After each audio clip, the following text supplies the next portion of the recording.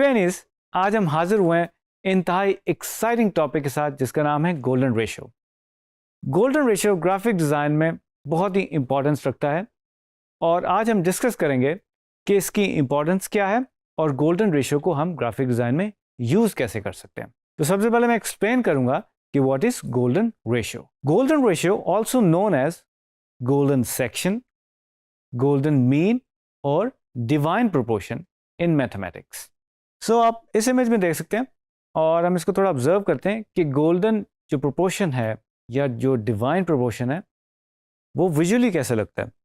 तो you can सी ये कुछ सेक्शंस में डिवाइड हुआ है और हमें एक स्पाइरल लाइक एक कर्व नज़र आ रहा है जो basically through out the layout move कर रहा है। और फर्दर मोर हम एक्सप्लोर करेंगे कि हम इसे क्रिएट कैसे करते हैं। तो आगे बात करते हैं। जो हम इसमें देख रहे हैं ये जो स्पाइरल है इसको हम द गोल्डन स्पाइरल भी कहते हैं। वेल मैथमेटिकली देखें ये एक इक्वेशन है और phi is equal to 1 plus square root of 5 over 2 is equal to 1.618033398875 और फर्दर मोर। सो ये जो नंबर है ये बेसिकली गोल्डन प्रोपोर्शन का नंबर है और ये मैथमेटिक इक्वेशन के ऊपर बेस करता है। वेल इसकी अगर हम रेशियो को थोड़ा सा देखें, अगर 1 to 1.6180 और जो हमारी गोल्डन मीन की रेशियो है इसको हम देखें और लेंथ में अगर हम ऑब्जर्व करें तो 1 के अगेंस्ट 1.6 नेचुरली थोड़ा सा बड़ा होगा जो हमें लेंथ में नज़र भी आ रहा है। और अगर हम अपने गोल्डन मीन का जो हमारा स्ट्रक्चर है या उसका जो स्केच है उसके साथ इसको रखें उस रेशियो को, तो आप देख सकते हैं जो इसकी हाइट है दैट इज़ 1 और जो इसकी लेंथ है या ब्रेथ है वो 1.6180 है। तो इस तरह से बेसिकली हम इसकी रेशियो को कैलकुलेट करते हैं।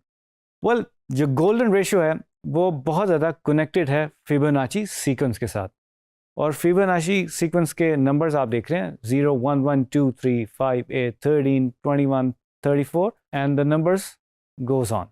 वेल ये जो फिबोनाची सीक्वेंस है इसको थोड़ा सा ऑब्जर्व करते हैं कि ये बनता कैसे है। तो आप जैसे कि देख रहे हैं इस इमेज में जो फर्स्ट 2 डिजिट्स हैं 0 और 1 उसको हम ऐड करें और हमें उसका मीन मिल रहा है या सम मिल रहा है 1, उसी को हम ऐड करेंगे 2 में और हमें मिल जाएगा 3 एंड 3 एंड 5 को हम ऐड करेंगे तो हमें 8 मिल जाएगा।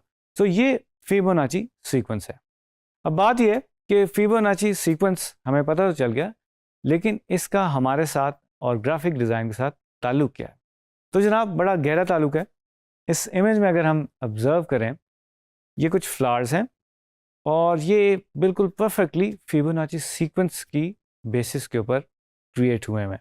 आप इन फ्लावर्स के अगर पेटल्स को ऑब्जर्व करें तो वो एक फिबोनाची सीक्वेंस के डिजिट्स के मुताबिक है, यानी कि 1 2 3 5 8 13 जो हमने भी सीक्वेंस देखा उसके मुताबिक इन पेटल्स की ग्रोथ हो रही है। सो ये नेचुरली हमें अपने इर्द गिर्द फिबोनाची सीक्वेंस की एग्जांपल्स मिल जाती हैं। तो दिस इज़ वेरी इंपॉर्टेंट कि हम इनको अपने इर्द गिर्द देख सकते हैं और यूज़ कर सकते हैं। तो अब हम देखते हैं कि हम ये गोल्डन रेशियो ड्रॉ कैसे कर सकते हैं। तो हम वीडियो की तरफ चलते हैं और उसमें मैं आपको बताऊंगा कि हम ये गोल्डन रेशियो ड्रॉ कैसे कर सकते हैं।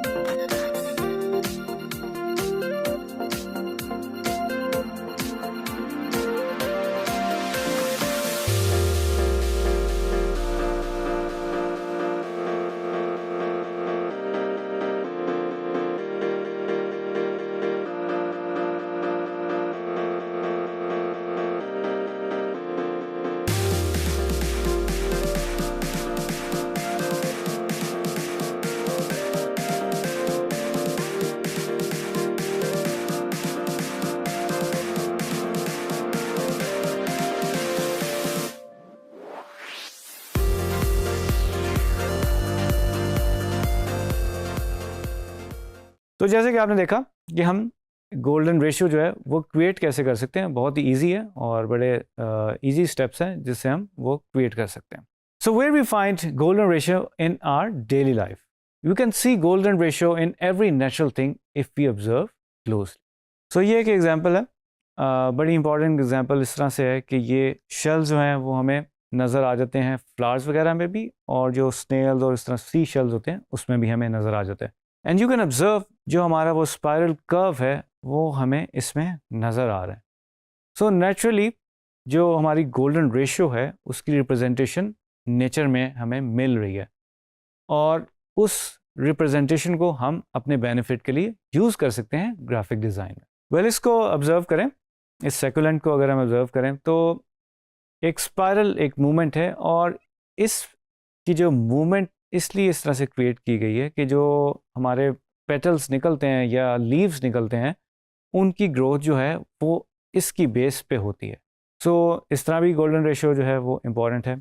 तो जनाब, अब ऑब्ज़र्व करते हैं ये मशहूर बिल्डिंग ताजमहल की, और अगर हम आर्किटेक्चर में स्पायरल रेशियो को इंक्लूड करना चाहें तो यू कैन सी जो इसके प्रोपोर्शंस हैं वो भी इस पे बैठ रहे हैं. जो हमारा जो रेक्टेंगल है और जो हमारा कर्व है वो भी इसके ऊपर बैठ रहा है, और जो उस वक्त का आर्किटेक्ट होगा या मेमार होगा उसने सोचा होगा कि इस बिल्डिंग के प्रोपोर्शंस क्या होने चाहिए, और ये प्रोपोर्शंस बहुत ज़्यादा इंपॉर्टेंट हैं. अगर प्रोपोर्शंस जो हैं वो ठीक नहीं है तो शायद हमारा डिज़ाइन जो है वो इमेच्योर लगे और प्रॉपर्ली अपना मैसेज कन्वे ना कर सके. सो एक और एग्जांपल देखते हैं. आप देख सकते हैं कि एंशियंट टाइम्स में इजिप्शियन सिविलाइजेशन में आप देख सकते हैं कि पिरामिड्स में यही प्रमोशन यूज़ किया गया, यही गोल्डन रेशियो किसी ना किसी तरीके से यूज़ की गई है. So this is very important कि लोग पुराने वक्तों में भी इस प्रोपोर्शन को नेचुरली यूज़ कर रहे थे. I don't know they use it consciously और अनकॉन्शियसली, बट अगर नेचुरली भी कर रहे थे तो वो गोल्डन रेशियो पे बिल्कुल परफेक्ट बैठ रहे. सो आर्ट में भी देख लेते हैं. ये बहुत ही मशहूर पेंटिंग है द ग्रेट वेव, और इसमें भी आप देख सकते हो जो हमारा गोल्डन रेशियो है और जो उसकी वेव है वो बिल्कुल उसके साथ सिंक कर रही है. एक और एग्जांपल देख लेते हैं, काफ़ी मशहूर है मोनालिसा. आई थिंक हर आर्टिस्ट, हर ग्राफिक डिज़ाइनर्स को इसके बारे में पता होना चाहिए या पता होगा. और आप देख सकते हो इसकी जो प्रमोशन है और जो इसके जो आप समझ लीजिए जो स्माइल एक्सप्रेशन है इस पेंटिंग की, मोनालिसा की जो स्माइल है उसके ऊपर ये बेसिकली स्पाइरल जो है वहाँ से इमर्ज कर रहे हैं. जिस तरह से हमने इसको ड्रॉ किया था वहाँ से हम स्पाइरल को निकाल लें. सो एक तरह से जो प्रिंसिपल ऑफ डिज़ाइन है जिसमें हम एम्फेसिस देना चाहते हैं या हम एक जगह पे अपना पॉइंट ऑफ इंटरेस्ट रखना चाहते हैं या फोकस देना चाहते हैं, उस जगह को हम स्टार्टिंग पॉइंट कह सकते हैं. वो जो स्पाइरल का जो स्टार्टिंग पॉइंट है वो एक फोकल पॉइंट हो सकता है किसी भी इमेज में. सो हम थोड़ा सा फोटोग्राफी में ऑब्जर्व करते हैं कि गोल्डन रेशियो जो है वो किस तरह से ऑब्ज़र्व की जा सकती है. और आप देख सकते हैं एक नीचे से एक फ़ोटोग्राफ ली गई है और स्टेयरकेस जो है वो ऊपर जा रही हैं सीढ़ियाँ, और इसमें भी एक स्पैरो लाइक हमें एक मूवमेंट नज़र आ रही है. इसी तरह एक और एग्जांपल देख लेते हैं. नेचुरली ये भी एक बेसिकली प्लांट की एक शूट है और इसमें भी हमें स्पाइरल नज़र आ रहा है और गोल्डन रेशियो की रिप्रेजेंटेशन नज़र आ जाती है. तो नेचर से बहुत ज़्यादा कनेक्टेड है गोल्डन रेशियो. अब बात करते हैं कि हम गोल्डन रेशियो को ग्राफिक डिज़ाइन में यूज़ कैसे करें. ठीक है, हमने इसको समझ तो लिया, अब ये गोल्डन रेशियो जो है ये यूज़ कैसे किया जाएगा ग्राफिक डिज़ाइन में जब भी हम कोई लेआउट बनाएंगे या कॉम्पोजिशन बनाएंगे. तो इसका थोड़ा सा ब्रेक डाउन करते हैं. जैसे कि हम देख सकते हैं ये हमारे पास डिफरेंट कलर्स में लाइंस है. जो आउटर लाइन है जो एक रेक्टेंगल बना हुआ है जो आपको नज़र आ रहा है, थोड़ा सा पर्पलिश मैजेंटा कलर है, और हमें सेंटर में वही गोल्डन रेशियो का कर्व नज़र आ रहा है. हमें कुछ सर्कल्स नज़र आ रहे हैं, कुछ स्क्वेयर्स नज़र आ रहे हैं. सो ये इन कॉम्बिनेशंस के साथ ये पूरी गोल्डन रेशियो बनी हुई है. और इसको फर्दर ब्रेक करें तो ये सर्कल्स जो आपको नज़र आ रहे हैं ये अब सर्कल्स हमारे पास आ गए जो बेसिकली स्क्वेयर्स में से निकल रहे हैं, राइट. और ये हमारे पास स्क्वेयर्स आ गए.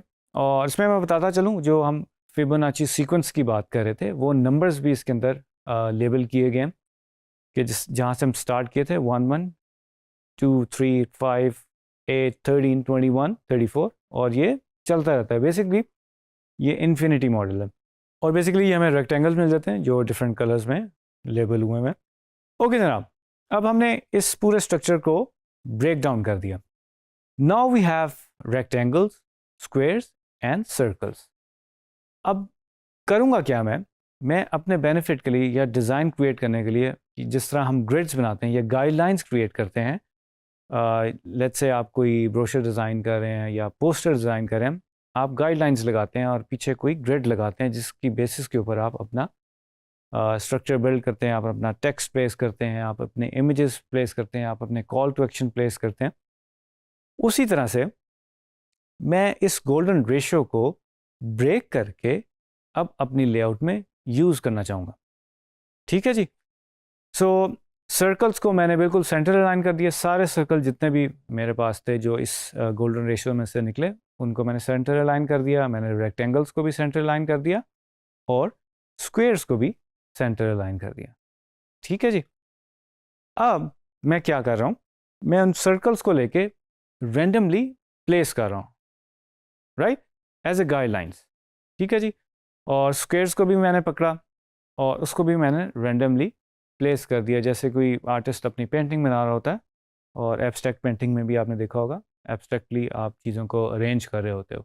अब इन्हीं लाइंस को, इन्हीं सर्कल्स को, इन्हीं स्क्वेयर्स को यूज़ करते हुए मैंने इनमें कलर्स ऐड कर दिए।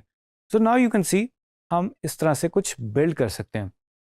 So the idea is and the concept is, जब आप कुछ इस तरह की स्क्रैच से चीज़ बनाने लगें तो आप इनको यूज़ करके कुछ भी बना सकते हैं। So according to your need you can create unlimited options of design. Well, एक और एग्जांपल देख लेते हैं। अगर हमने लोगो डिज़ाइन में गोल्डन रेशियो को यूज़ करना हो तो हम इंटेलिजेंटली कैसे यूज़ कर सकते हैं। तो अब इस एलिफेंट में हो क्या रहा है कि जो सारे सर्कल्स और कर्व्स हैं वो बेसिकली हम उसी गोल्डन रेशियो को यूज़ कर रहे हैं। कहीं पे वो बड़ा सर्कल यूज़ हुआ हुआ है, कहीं पे छोटा यूज़ हुआ हुआ है, और इसी तरह जो उसकी कॉम्पोजिशंस ओवरऑल बन रही है उसके अंदर भी हम बेसिकली गोल्डन रेशियो को एज ए गाइडलाइन रख के इस्तेमाल करें। तो ट्रेनिस, ये था आज का बहुत ही interesting topic, golden ratio, golden mean, golden spiral and golden proportion. तो आई होप कि आप इसको अपने डिज़ाइन में अप्लाई करेंगे और इसको फर्दर एक्सप्लोर करेंगे। तो मिलते हैं नेक्स्ट वीडियो में एक नए और इंटरेस्टिंग टॉपिक के साथ।